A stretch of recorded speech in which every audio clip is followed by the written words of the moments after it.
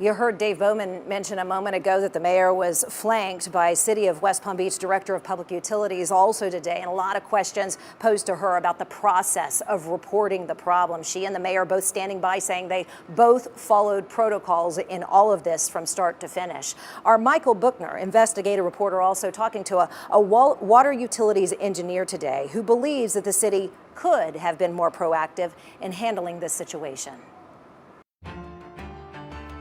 Is this timeline acceptable to you? It's going to meet the rules, but like I said, from my perspective and my experience as a utility manager and as a city manager, I would have expedited that as fast as I could. Contact 5 shared the City of West Palm Beach's testing and notification timeline with water utility engineer Fred Blecher. If I had to pay extra to get the money back, if I had to send somebody in a car to Tallahassee, I would have done it. A timeline provided by the city shows it took 5 days for the city to test the water again after the initial result came back high. The results came back on May 19th, which was a Wednesday. Right.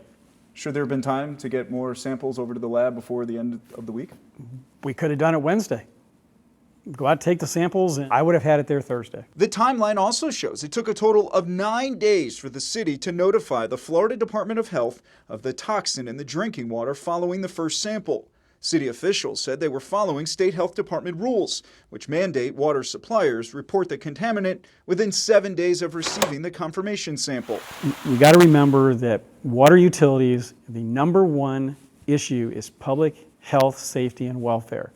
There's really nothing else that matters. Blecher knows about West Palm Beach's water system. The intake system needs to be changed. I would change to an infiltration gallery. In fact, he says he proposed that nearly a decade ago.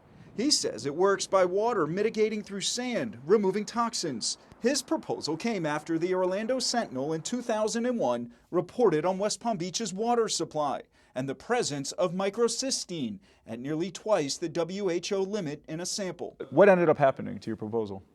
Nothing. You felt like that was the answer for this, to prevent the algae from getting, the toxins from getting into the drinking water? Yes, but the reality is the source of the problem is in the surface water. And until you solve the surface water problem, the potential is always there for it to happen. In Palm Beach County, Michael Buchner, WPTV News Channel 5.